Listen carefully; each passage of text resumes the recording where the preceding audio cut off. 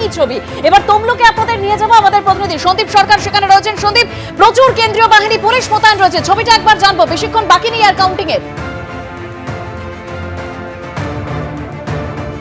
সেই প্রস্তুতি শেষ পর্যায়ে রয়েছে। আগে নিরাপত্তার ছবিটা দেখিয়ে নিই। মোট 3টে গেট করা হয়েছে। তমলুকের যে গণনা কেন্দ্র শহীদ মাতঙ্গিনী হাজরা ওমেন্স কলেজ, সেখানে মোট 6টি বিধানসভার ভোট গণনা হবে। তমলুক রয়েছে, ময়না রয়েছে, পাঁশকুড়া পূর্ব পশ্চিম, নন্দকুমার এবং চণ্ডীপুর, এই 6টি বিধানসভার ভোট গণনা হবে এই তমলুকের গণনা কেন্দ্রে। 3টে পৃথক পৃথক এন্ট্রি পয়েন্ট করা হয়েছে। 3টে পৃথক এন্ট্রি পয়েন্ট দিয়ে বিভিন্ন রাজনৈতিক দলের যারা প্রতিনিধিরা রয়েছেন তারা ভেতরে পৌঁছাবেন এবং যারা কাউন্টিং এজেন্ট থাকবেন তারা সেখানে যাবেন, পরিচয়পত্র দেখিয়ে ঢুকবেন, সেই প্রক্রিয়া চলছে। ইতিমধ্যেই একটা বড় অংশ যারা কাউন্টিং এজেন্ট রয়েছেন তারা ভেতরে পৌঁছে গিয়েছেন।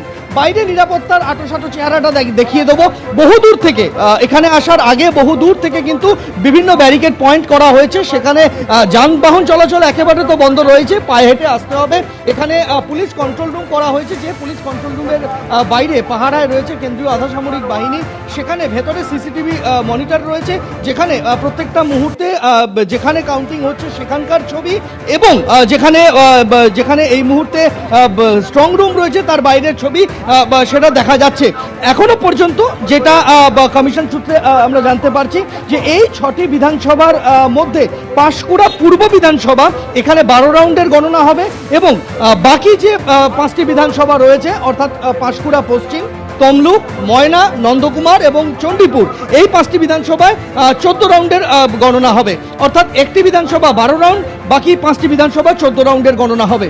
এই গণনার জন্য কাউন্টিং সেন্টারে প্রত্যেকটি হলে, যে কাউন্টিং হল রয়েছে তাতে 24টি করে গণনা টেবিল রাখা হয়েছে। অর্থাৎ প্রত্যেকটি বিধানসভা পিছু 24টি করে গণনা টেবিল, সেখানে ভোট গণনা হবে।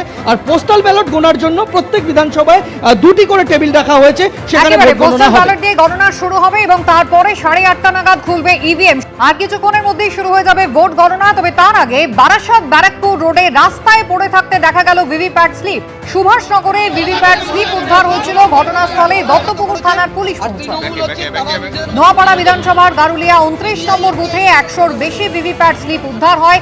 অর্জুন সিং তিনি পোস্ট করেন, ভোটের আগে মক পোলের সময় ব্যবহৃত ভিভিপ্যাট স্লিপ উদ্ধার হয়েছে। এগুলি ভোটের দিনের স্লিপ নয়, তাও অভিযোগ দায়ের করে তদন্ত শুরু হয়েছে বলে নির্বাচন কমিশন সূত্রে খবর।